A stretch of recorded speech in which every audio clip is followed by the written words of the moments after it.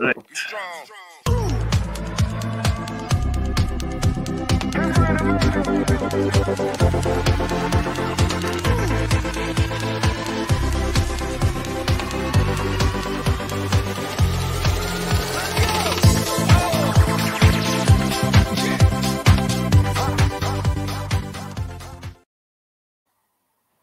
Good morning! How are you, Susan? Doing good. I came right into the show there. I wasn't expecting that. I could have been doing anything. I know, it's because I'm doing it on my phone. It's terrible this morning. Obviously, you know that I am having some technical difficulties this morning. Honest to God. And do you know what it's because of? It's purely and simply... Sorry. It's purely and simply because my computer crashed yesterday, as you know. And it has wiped quite a lot of stuff. So, yeah, it's a bit of a pain in the bum, if I'm dead honest. But you can reset it all up. It's all going to be fine. Stop your whinging. No whinging! I'm trying to be positive. You know, when something like that happens, though, and you're like, Stephen, I had 3 years courses and I was 3/4 of the way through a diploma examination.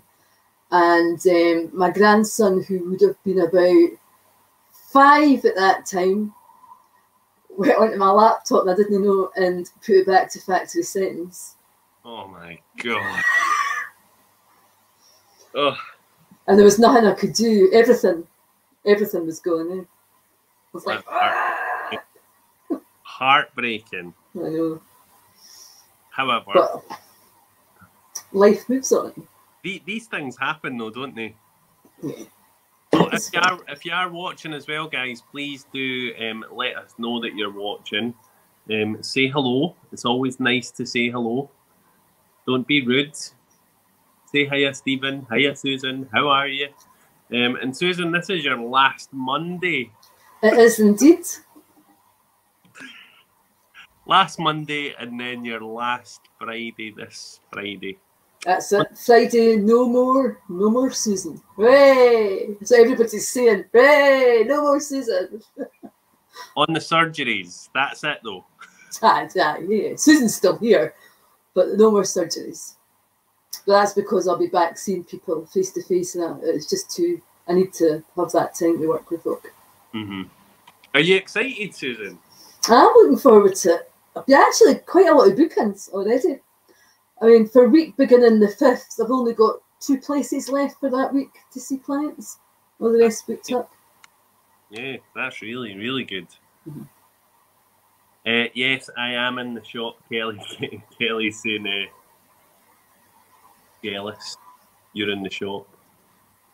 Sorry! Yeah, Such a nice place to be as well, eh? Oh, no. Like, see, just because I've been here the last few mornings, I can feel the energy starting to build up in the shop again. I can feel the excitement starting to build up in the shop again. So, it's really nice. I've got shitloads to do before we open. So you'll do it, Stephen. You'll do it because you'll be so excited and so focused. Woo! Opening up again and everything getting back to how it should be. And yeah. It's exciting times for you too. Exciting for everybody actually, because we're all looking for a bit more routine in our lives. Definitely. I'm most excited about being able to have a Greg's bacon roll every morning. And I'll be really excited because when I come in on a Friday, I expect to be treated to a bacon roll in the morning. Of course you'll be treated well, to actually, it's not a bacon roll. I want a link sausage on a roll with a little dabby brown sauce, not too much. Well, this morning... We've had one. My breakfast was a Greg's bacon roll. So tasty, isn't it? I had banana on toast. Well, I'm allowing myself to have a bacon roll in the morning because do you know what? I've beat myself up for so long. I've been trying to lose weight. You know this anyway, but trying to lose weight in a calorie deficit, and I was just never really succeeding. And since I've educated myself on what your body actually needs when you are doing more and more and more activity, because I'm really, really active now, which is, I think, one of the good things about COVID. I actually need to eat more calories, and I've lost 1.5 stone. So, I mean, if you're doing high energy exercise and that, you do have to eat more. But if you're like me and just lying along the settee, eating more is not a good idea. Do you want to see my body? Because everybody just sees shot. Not particularly. I'm shaking, wow. But I think I feel great. Turn round to the side. Do that again. Go sideways. Yeah, you're looking good. Yeah. I'll unzip. Nah, you can see that you've lost weight. You're looking good, Stephen. You must feel better. I do. Yeah. See this t-shirt? Sorry, guys. Like, you're getting a striptease this morning. But see this t-shirt? Look at it. You used to fill it. I used to fill this. Yeah. And it's really, really, really baggy. Super baggy. See it? But it's really comfortable at the same time. Yeah. That's good. Really good. Well done. See that? I've put a stone on. See, losing a bit of weight though, and exercising, that has really, really helped with my stress levels. You know how we've been speaking weekly about, you know, how to deal with stress and how to dial down stress. Exercise has actually been a huge, big game changer for me. I exercise twice a week for 1 hour doing lifting weights. And I do lots of walking now. I walk the kids to school rather than take them in the car. I walk the dog. So I'm doing loads and loads and loads of activity. My Apple Watch tells me that I burn 2,000 calories a day just doing activity. And honestly, what a game changer it's been for me. I feel so full of energy. Well done.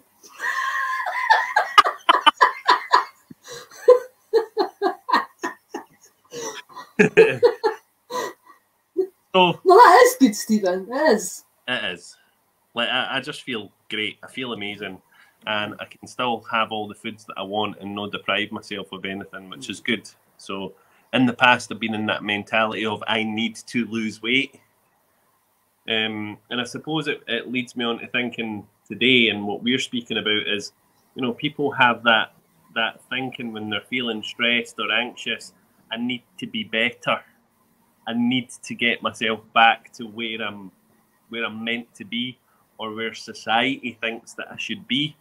So, you know, I know we've spoke in lots of detail over the weeks all about how to dial down stress and that type of thing. But do you think that people put a really a lot of pressure on themselves, Susan, when it comes to being well, emotionally, mentally? Well, I think everybody wants to be emotionally well. I mean, nobody gets up in the morning and thinks, today I want to have a hell of a day and feel like shit. Mm-hmm. Probably not kind enough to ourselves, and not compassionate enough to ourselves. So yeah, we probably do expect too much, because it's normal to have days when we don't feel so good, or days when we feel a bit down, but it's just giving us that space to feel like that, and just, well, do you know what, this will pass and tomorrow will be a better day. This is just how it is today.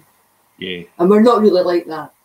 So we're probably, come on, move on, get out of it. What are you feeling this way for? But do you know what? However you feel is how you feel. That it might not, the reason why you feel that way might not be the truth. But the fact is, you do actually feel that way. So you've got to give yourself a bit of care and a bit of compassion for it. Do you think that when people are going through stressful situations, like, I know we've spoke, you're probably sick to death of speaking about the wet noodle, right? But do you think when people are going through stressful situations, do you think that they use the wet noodle technique? Do you think that they use all the techniques that you've given them? or do you think that they just, aye, I'll. The thing is, if people use the wet noodle as it's meant to be used, which is 100 times a day constantly, you wouldn't go in so deep into that level of stress anyway. Yeah. The only reason you go into that toxic stress is because you've not been using it all the time. Yeah, so when that happened yesterday to the laptop, I was like, it's all right. So I went to the couch and I just went, whoa, and like wet noodled on the couch, and my wife said, Stephen, what the fuck are you doing? And I was like, I'm wet noodling. She was like, all right, okay. Do you know, sometimes you have to just step away. Mm-hmm. Just step back and just give yourself that minute, sort of rebalance yourself, and then you're in a better place to go and deal with something. Yeah. Remember how I always talk about the choice point? That point when you get your body and mind reacts in a certain way, right? It's a biological reaction. You have that choice on how you are going to actually react to that physical reaction. You've got that moment. And what you did when your body and your mind reacted to that laptop and thought, right, you had that choice point where you decided to step back, self-regulate, and then you can deal with it. Yeah. If you had just went into full mode, it would have just been a disaster because your mind stops thinking anyway. You just feel worse. It's interesting because, like, do you think that that's why people have bad days? Because I see so many people saying things like, I've had such a bad day today. This happened, then that happened, then that happened. So do you think that that's people creating that? Would I say it's a bad day? Or have you had moments of your day where things haven't went right? There's a difference between that. Has the whole 24 hours in your day been really, really bad? Or has there just been moments in that day that you've actually had to deal with, which weren't how you wanted them to be? There's a difference. We feed ourselves that, do you know what, I've had a really bad day, or this week has been so bad. But in fact, has the whole week been really that bad? Or has there just been little moments in that week? And in fact, 90% of your week was probably really good. Just that 10% is what you're thinking about and focusing on. So you're really filtering out these things by, wet noodling and doing all these things that are, you're filtering out all the bullshit, I suppose, aren't you? Yeah. I'm not going to pretend to people it's easy though, because at first it's a big effort doing it. And it is a big effort at first. But very quickly, because we love habit, it does become habitual. And then you find yourself just doing it automatically. In fact, you're not even aware you're doing it. It's just embedded in your brain, wet noodle. And you're just calming that nervous system constantly without even realising it. Do you know what's interesting? I got up this morning. I stayed in bed a little later this morning. I could not get up this morning. It was so bad. But when I went downstairs, Nikki was already up and she was in the living room and she was watching Good Morning Britain. And I sat down in the living room with my coffee beside her, and like within the first 3 minutes of me sitting there, there was all this doom and gloom, and I said to her, I was like, Nikki, how are you feeling? She was like, oh, I'm feeling a bit fed up today. And I was like, why do you think you're feeling fed up? She was like, I don't know, I just can't shake it. I was like, that's why you're feeling down. Look at what you're watching. So the news was feeding her all this negative stuff, and it was really pulling her energy down. So I switched the telly off, put some music on. I was like, come on, guys, let's get pumping. The goes in, stop. Do you know what? I never thought of that. But I do now. We got the kids excited, and that's how it should be. And I think that social media, the news, all of that, and I know we've spoke about this many times before, but sometimes you need to actually check yourself for what you're doing, don't you? And when that happened this morning with Nikki, it reminded me very much of wet noodling, because you have to like, oh wait, hold on a minute, I'm aware of this. Let's deal with it. Yeah, you do get drawn into it, eh? Like sucked right into it. Like Facebook, I know you do this as well, by the way, right? I'm sharing our secrets, but anybody that shares anything negative on Facebook, what I do is I snooze them for 30 days. Snoozing blocks and deletes. Well, sometimes I unfollow, I give them a wee window. Yeah. But if it's something, I'm not denying it. I always say that it took me years to get me to where I am now in my happy wee world, right? Yeah. And if anybody comes in and sort of disrupts that, right, constantly disrupts it, then I don't really want that as part of my life. Mm-hmm. So it's delete. Bye, Stephen. Bye. Your media channels, though, they really are your window on the world. You know, that is how people perceive you. Especially now in this day and age, and you know, whether you like to believe it or not, tough shit, that's how it is, and that's how the world is right now. So your presence on social media, the things that you share, the things that you talk about, the things that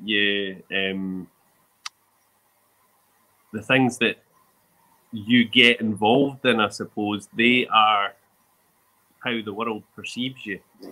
My business social media and my personal social media are very different. Oh, I've noticed.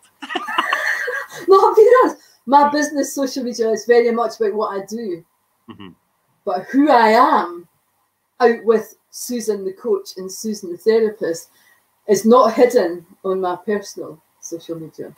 Yeah. But they're not public things, that they're for friends. It's not like I'm projecting it into the world. But to be honest, I wouldn't care anyway, because I didn't really put any pretense on.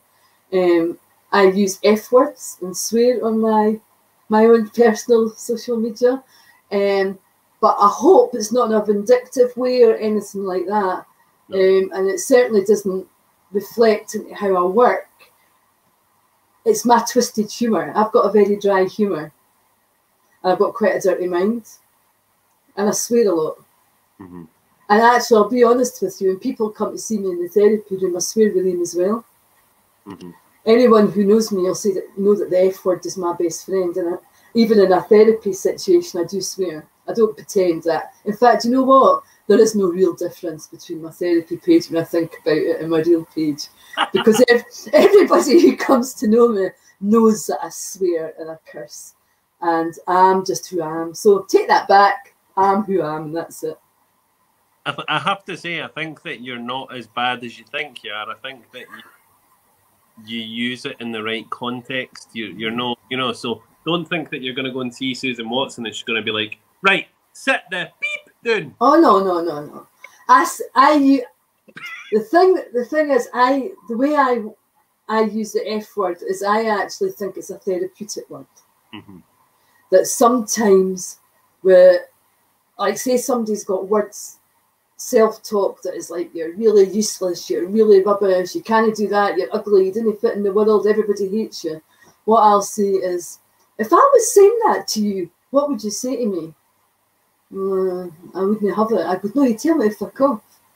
Right? I'll say, do not say that. Don't allow that. Don't allow these words space in your head. Tell them to fuck off. So that is basically how I work. So it's not like, oh, have an effing cup of tea and things like that. It's because I think that word is really not for everyone, but it's really therapeutic, and it's got a power in it, which is much stronger than go away and leave me alone. Mm-hmm. Or no, I don't want this, please leave. If you say to somebody, oh, it's got much more wham to it. And that's the way I use it. Not for everybody, but for a lot of people, they can see that it's really, that's exactly how I feel. That's what I want to say. Yeah. And that is, I suppose, using bad language as a way of release, isn't it? It's helping people to release things, because, you know, people will, when they're feeling that stress, they'll be like, wah!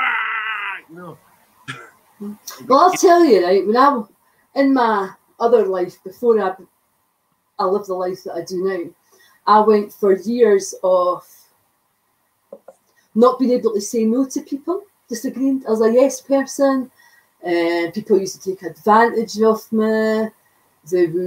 I would be abused in a lot of ways, as I was too nice, too kind. I'm here to help the world, right? And I didn't know how to say no. But inside, I wanted to say no. Inside, I wanted to say, leave me alone. But I didn't have that strength to actually say, I didn't know how to say no, right? So for me, to learn to say no off, for me, it was like opening a gate and setting me free. And it really was. And the funny thing is, I've never stopped saying it since. I love it. But it was, especially if it's, because a lot of people can't say no. A lot of people really inside want to say, no, I don't want to do that, but they have no barriers, no boundaries, and they can't say no. It's the hardest thing in the world for them to do. But what they do is it's actually wear themselves away. They take on too much, and it's just they become really emotional and upset and stressed and anxious. And all they need to say is the word no, but they just can't. They just physically cannot do it. And that can be really tough on people to learn how to say no. You having a go at me, Susan Watson? Was I, Stephen? Well, I actually wasn't thinking about that. But perhaps that's something you need to think about too. It is. It can be a real torture for people, though. It can be really difficult. A lot of people find it hard to put up these personal boundaries. Like they really, really struggle with it. But at the end, all it is it's detrimental in their own well-being.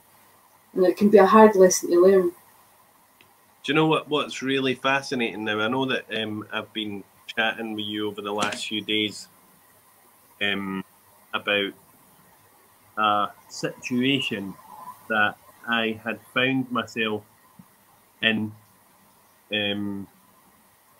over months, I suppose. And I should have really said, no, this is not all right. Like, now I need you to step back and I need you to give me space. But this person kept going, and they wouldn't stop.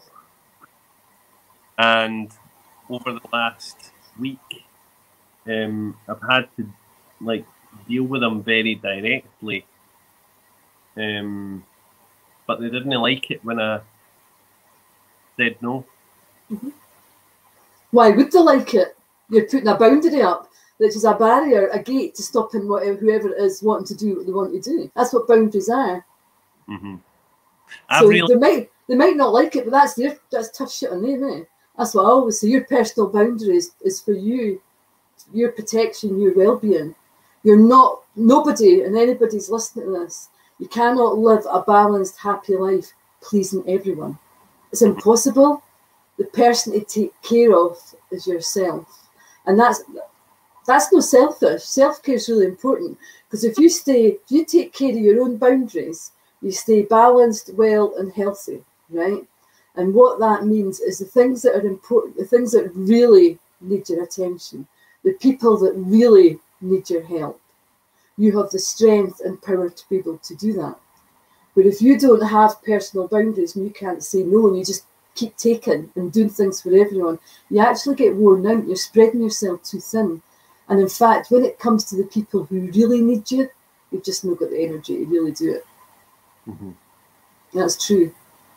You said something to me on Saturday there that really, really resonated with me, and it kind of cracked my chest open, and that was... It seems I do that a lot, Stephen. Sorry. That's all right. What Susan said to me, she said, Stephen, your sensitivity is your gift and your curse. Because you just... That's right. You didn't want to hurt anybody. It's your curse. And I was like, fuck off, Susan. I'm using that swear word. But that inside my head, that's what I'm saying to myself. I'm like, no, because I didn't want to hear it. But it was right. It was absolutely right. It is my curse and my gift. But I think what I've learned from it is that I go through spells where I allow people to be a certain way or to talk to me in a certain way or to act in a certain way. And I allow them to do that because I don't want to hurt their feelings. And but what are you actually doing? This is turning into a therapy session here, folks. I'm sorry, I'm going to pick up on that. What are you actually doing by doing that, Stephen? I'm actually causing myself a problem. And causing them a problem because they don't know where the boundaries are. Mm-hmm. It's really interesting, isn't it? And what happens is that when it needs to be spoken about and dealt with, I'm then the one that feels really hurt, I suppose, by it, because I'm not hurt by the actions of the person. I'm more hurt about the feeling that I may have upset someone else. Fascinating, eh? Mm-hmm. Right, I could get into attachment series here, but that's getting a bit deep. As in, lots of people will be able to relate to things like that because it's the human condition. We can't say no. When we're doing things for other people, right, and helping other people, and I'm talking about consciously or unconsciously, right, there is a personal reward. It feels good to be nice. Yeah. To genuinely do something to help people makes you feel good too. Mm-hmm. And that's good. That's the way of the world, right? But when you're feeling so good for doing that, and even although you know that it's not right, something's bothering you about that, you feel that I shouldn't really be doing this, I should be having a conversation, but I want to help them. And you carry on doing that because you're getting a personal reward that feels good. But that wee part of you, that wee niggle that's saying this isn't the right thing to be doing, this isn't good for me, right? Gets bigger and bigger and bigger until it's bigger than the reward of feeling good. Does that make sense? So you have to face it and you have to have that conversation. So the minute you have that conversation, you feel really bad because that part of you that feels good by doing the feel good stuff, the helping people, isn't getting that reward anymore. So it's like there's a sadness. I'm not getting that anymore. And I'm not talking about this is consciously, this is unconsciously. Mm-hmm. But I'm going to take you back to last week about Stephen, you had that conversation with me, swallowing the tadpole and not the frog. Yeah, I swallow the frog. You were very much the frog. Yeah. That's what we're talking about. So that's why it's important to have the conversations early. Because if the conversation was had early and the barriers and the boundaries were put up, you know what you want and how you stand. Other people know what they want and how they stand. There's an agreement there. Nobody really starts to feel bruised, if you like, or disappointed or hurt. That frog was there on Friday, and I just felt really, really bad. I felt really, really bad because, you know, all of these things all came to a head, and I had to say to them, I was like, listen, stop. It reminds me what I used to be like, right? In the sense that I would, in fact, a lot of times I never spoke how I was really feeling. Things would annoy me and I would just say, do you know what, it's okay. But then things would happen again and it would annoy me even more. And it's like, imagine the volcano just getting, and it would start at my feet. And every time I didn't speak my mind, that box, if you like, got filled up a wee bit more. Mm-hmm. They'd done something else, that would go in that wee box. Till eventually I would have to do it. Because the littlest thing that got done again would just annoy me so much. It'd be like, rah! I just can't take this. But really, I should have done it in the first thing. Because I've allowed somebody to continue doing or saying something that really got to me and I didn't share it. Do you know what? So it's just, that's why it's better to speak. Absolutely.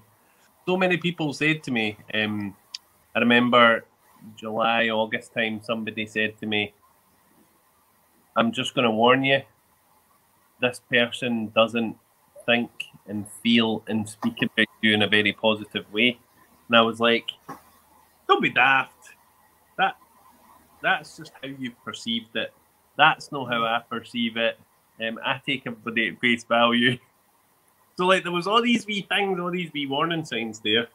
And then, yeah, the middle of last week, things came to a head, and I had to have that really honest conversation with them and say, listen, it's not okay that you've been treating me like this. It's not okay that you've been speaking about me. It's not okay. It's not okay.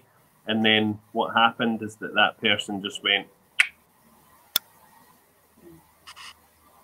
they just cut off completely. So yeah. What's your thoughts on that? I think it's beneficial to both people involved then, because the boundaries have been set and both people have decided that without these boundaries that relationship can't continue. Mm-hmm. So both parties can go away and do their thing and be happy. Yeah. It's really important to have boundaries and barriers.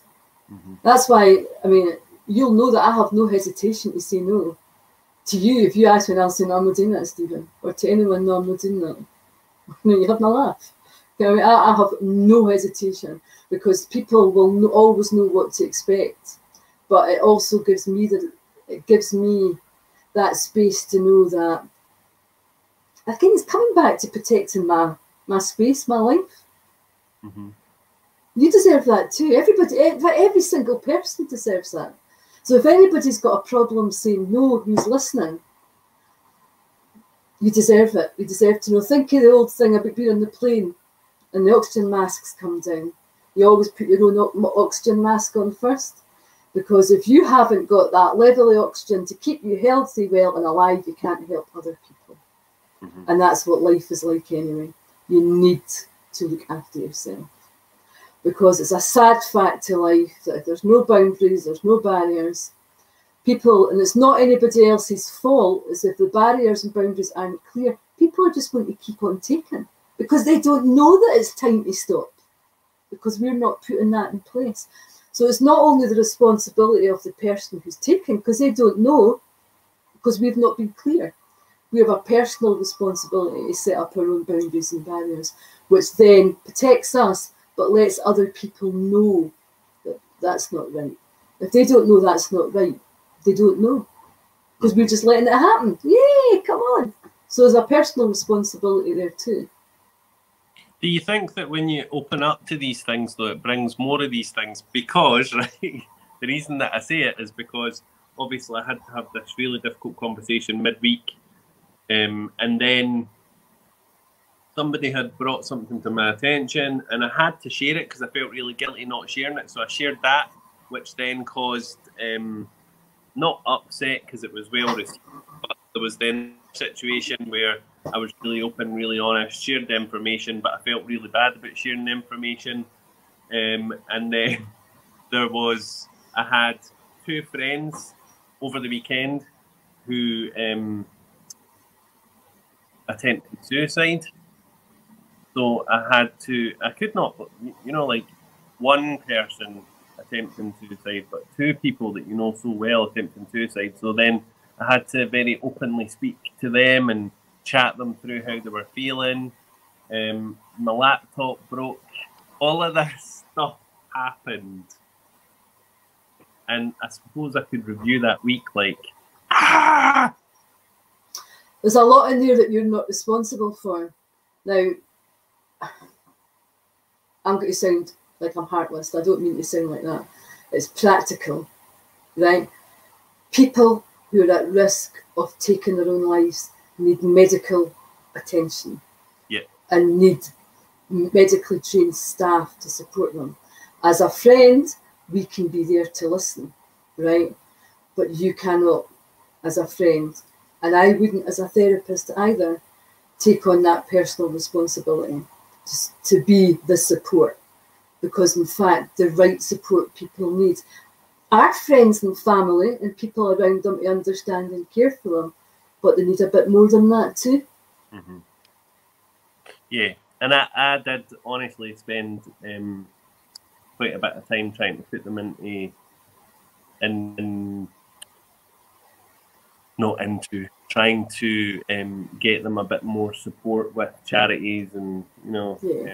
There's lots of places out there that have the right training to give people the support they need, and they can give the support very, very quickly. Yeah, very quickly. And I think that's the key there, is recognising what your role is and what you can do, and when it's important to take somebody over to somebody who can really give them the help they need. So as much as being a good family member and friend, I'm not saying you were doing that, but I just think it's an important message to get out to everybody. You can't take on that personal responsibility. And when someone has, attempted something like that as well, it is so important, if they've not been hospitalised or admitted, that, you get them hospitalised, and you get them, Well, it's a crisis. Well, it's just because we're local, so I'm talking about St John's. Like anyone in crisis can go to St John's and get seen immediately. So it's not like you've got to wait for an NHS appointment. If you identify that somebody has a plan for anything in life, if somebody came to me, because that's one of the conversations I would have, I wouldn't let them leave me until I knew that they were with someone to take care of them and protect them. Yeah. And get them through that day. Just get them through that day. That went a bit deep there, didn't it? Yeah.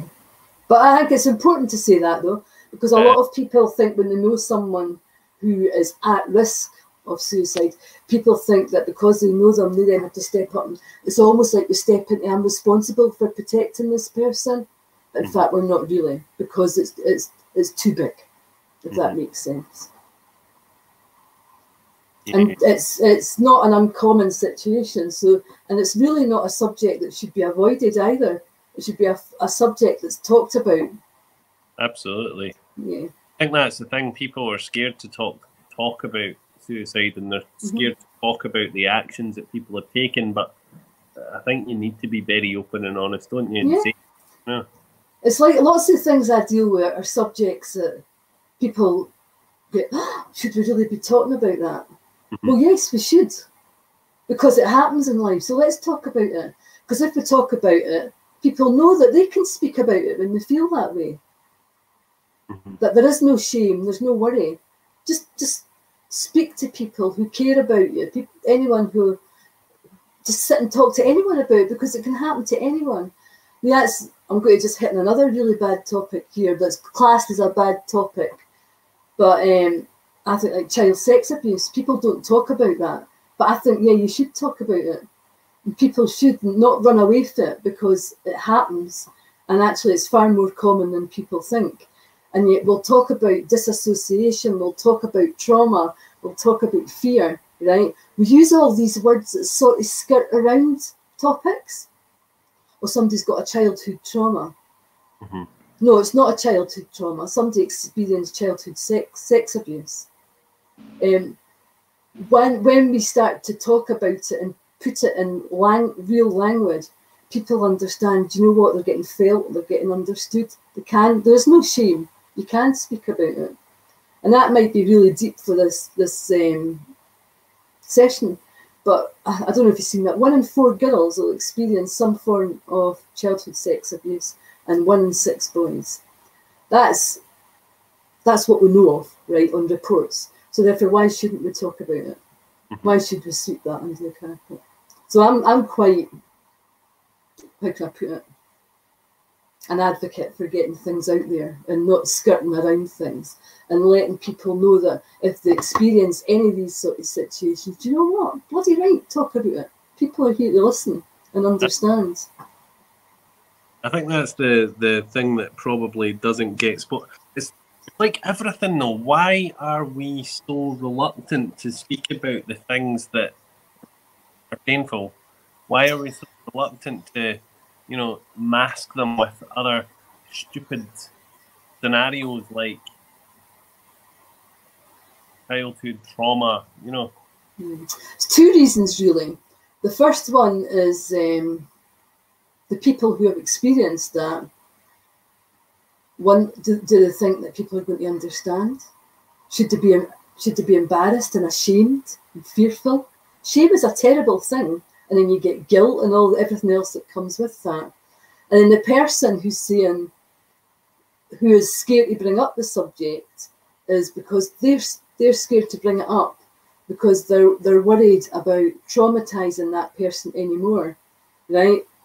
And making them face things that might be really frightening and fearful for them.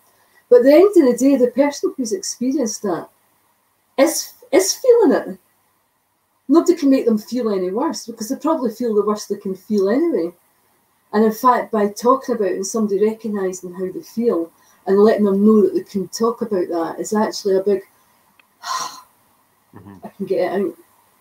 And I think that's what's important. So that's just, see, for me, what you're saying there, that's just another layer. It's just another facet of what we've been speaking about. And that is that when you try to sugarcoat things and make them too soft and too nice, the only people that get hurt is you and the other person. Yeah, it's exactly the same, because what we're trying to do there is dance round truths and dance round facts, when in fact you just need to go in and just ask the question. And you know what, even just listening to somebody can make such a difference, letting somebody tell their story, because probably a lot of people in these circumstances have never actually had a chance to really tell their story and be heard. Do you know what's crazy though? See, when you're cornered or when you're met with shocking truth, it's so easy just to go, ugh, I'm not speaking about that. So my situation, one there was an event, something happened where I overheard a conversation that they were having about me to someone else, and I sat there and I was like, oh my God, they're talking about me. And what I should have done was say, hey, whoa, stop, this is not okay. But stupidly, I walked away like a wee hurt skunk. I didn't. It's sort of human nature as well, eh? Yeah. It actually depends where you are at that moment and how you're feeling in your cell at that moment. Because I bet if it had been a different day, you might have reacted different. It just depends how you are in that second, really. Yeah. What it done was it made me run away. We've all had moments like that, Stephen. I've had a long list of them as well. Then I've had other ones when it's been the opposite. I can remember I was actually I was very young and I was in my mother-in-law's house and I hadn't been long married, and she was talking to my husband, not the one I'm married to now, by the way, and she was just a particular character. And I heard her saying, you should never have married her, right? I was only 19. And then we got into this conversation. There'd been alcohol involved, right? But I was actually pregnant, so I wasn't drinking. Well, I turned into this crazy lady, right? And I kicked open the door, right? It's like a big Rambo moment, and leaped into the living room and started shouting at them, how dare you say that? And I can remember picking up slippers and throwing slippers at her. I just lost it, absolutely lost it. That wasn't the way to behave. That was not the way to do it. But that was the extreme from getting hurt and walking away and turning into a total crazy lady. I turned into a total crazy lady. And the funniest thing, it was the worst snow in Edinburgh ever. And I stormed out the house at 1 o'clock in the morning, right? Snow above the knees, right? And then I realised that I had like 6 miles to walk to my house. There was no transport, I had no money, and there was all this snow. So I had to turn around and knock on her door and ask her to let me back in. So we all behave in ways that aren't logical and actually how we don't want to behave. And it really just depends how we are in that moment. Mm-hmm. It really is. This is where we've got to be self-compassionate and self-forgiving. That sometimes we do things and say things that we didn't really mean, or act in a way that we wish we didn't want to act. I'm gonna share something with you, and like I know that you've got a very open mind about all things spiritual, and this is a spiritual community, so I'm just going to share it anyway. But I sat and I don't usually ask the spirit world for guidance. I don't usually say, please, I need your help with this. Because I think that we've all got personal responsibility. We should all move through life and experience our own things and deal with our own things ourselves. But what I done was I sat there because I was feeling super emotional and sat there and I asked them all to move around me. I says, please come into my energy. Please come into this room. I want you all to move around me. I want you all to give me advice, help. How do I do this? And I had these very reassuring hands touching my shoulders, my forearms, my hands, many different hands, by the way, all down and touching me. And the words, Stephen, you've done the right thing. Stephen, you always do the right thing. Trust and believe, and you will receive. And I'm sitting there thinking, right, okay, I've just experienced this, right? I've had that back up there from the spirit world, but I'm still doubting it. Even though I've got all these hands on my shoulders, on me, I've got all this support that I've asked for, not expecting to get anything from them, and then they tell me that everything's okay, blah, blah, blah. So why do I? Because you're a human being, Stephen. You're not the all-knowing oracle. Yes, I am. No, you're not. Joking. Your spirituality and your spiritual side is part of you. It's not all of you. It's part of you. And so there's another part of you which is just the doubting. We've all got it. We don't go through life 100% believing everything that we want to believe is right. We all make decisions, and we just have to spend time to see if it's the right decision or not. So I'm sorry to tell you, you're just a human being. I know I'm not saying I'm God. No, I know you're not, but you've got to accept that that's just part of being people, a person, eh? That's just it. We have good stuff, bad stuff, ups and downs. Sometimes we make good decisions, sometimes we make rubbish decisions. We can only do the best we can with the information we have at that moment. And that is it. Exactly. That's it. That's all we can do.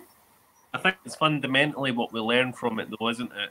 It's the lesson we take from it. So yeah, I've taken a huge, big lesson from what's happened to me, and I've put protectors in there. I've put not protectors, but I've put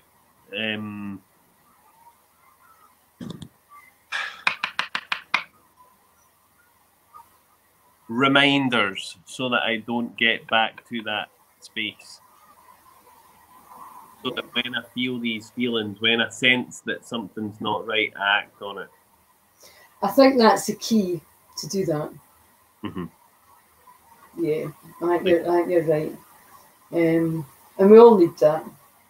It's just coming back to setting your own personal boundaries, what you find acceptable and what isn't. Yeah. And, we've got to share them, because if we don't share them, the other people don't even know they're there. And doing the right thing. Doing the right thing is always so much better than holding things and doing the wrong thing. You've got to do what's right for you, what's right for the people that matter to you. Mm-hmm. I think that's really important. Mm-hmm. And what's your thoughts on so when people are going through really stressful situations? Because I've spoke to quite a few people in the last week who have had difficult situations with family members, with friends, with work colleagues. I was speaking to a guy the other day, one of my really good friends, and he said that see, when he's at work, he just wants to grab this guy by the hair and smash his face off the coffee machine. Like he feels. Well, I didn't think that's the right move. No.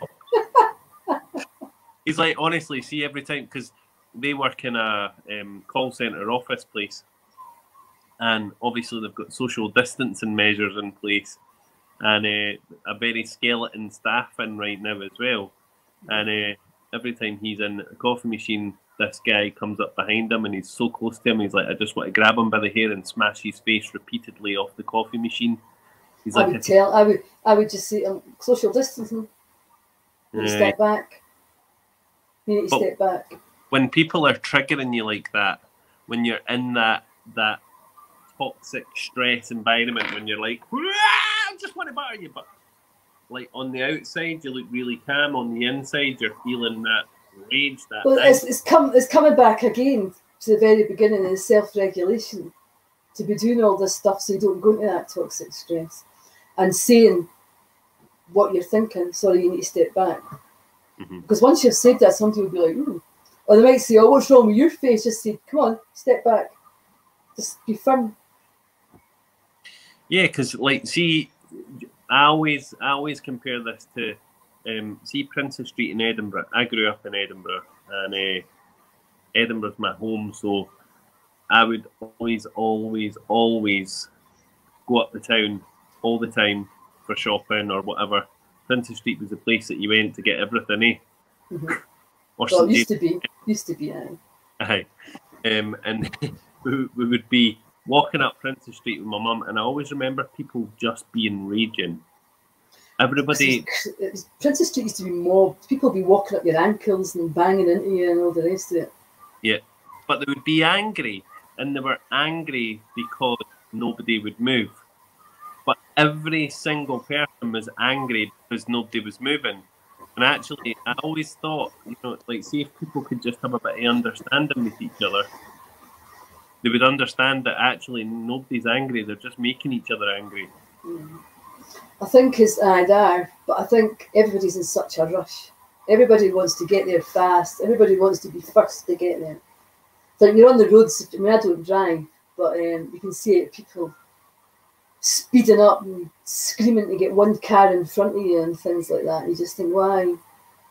You've just reminded me of another thing that happened on Friday when I was picking up the kids for school. I was in the car, right? This is all accumulating from my week of just allowing stuff to get to me. I was coming at the junction, and I was waiting because I wanted to, like, I'm a safe driver, right?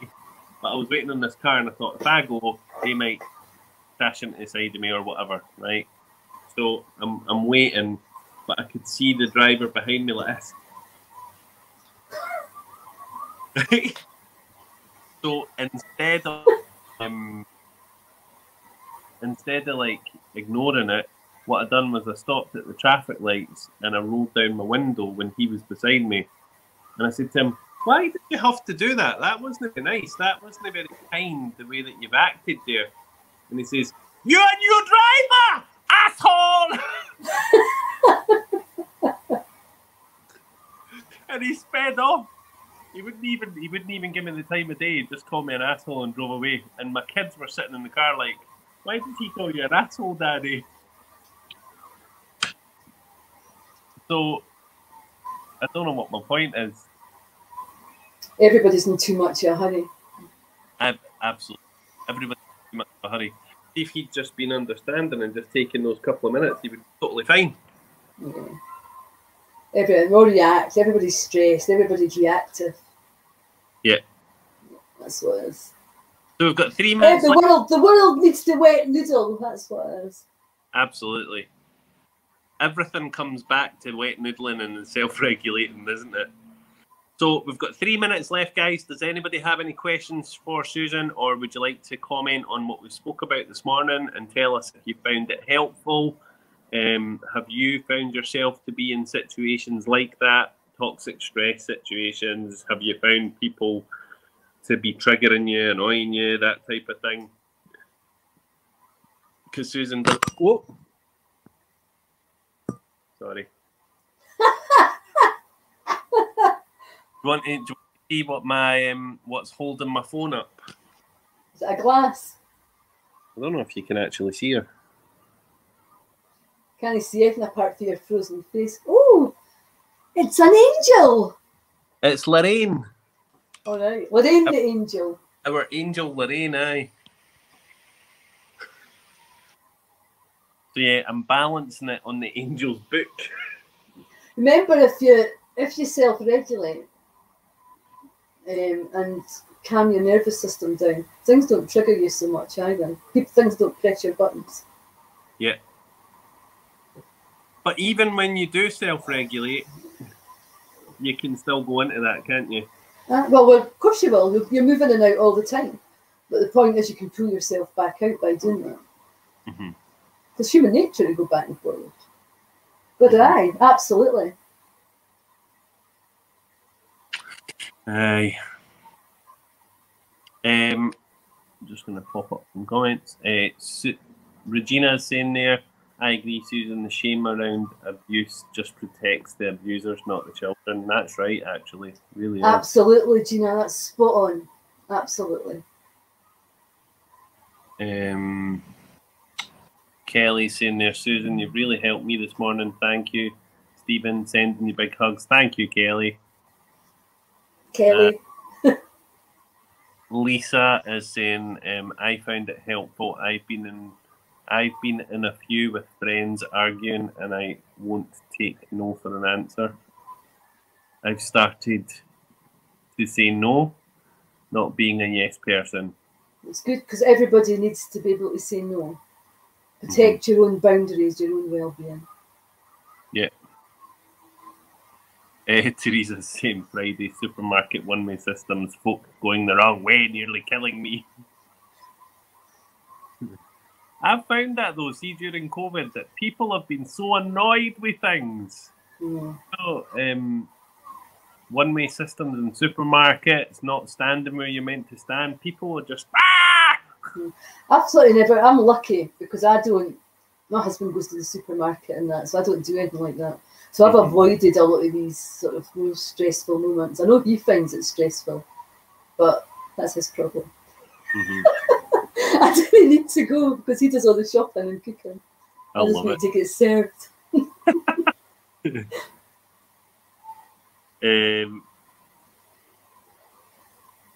Yeah, I think that's us, Susan.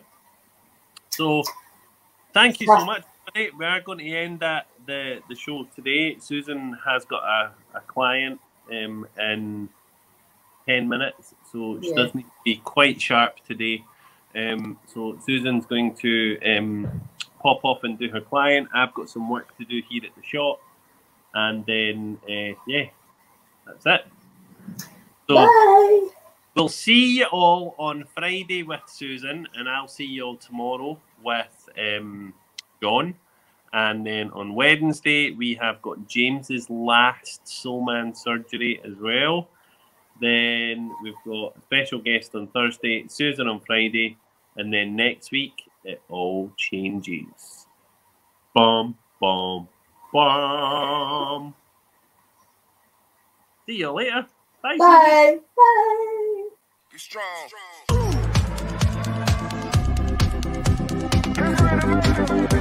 strong.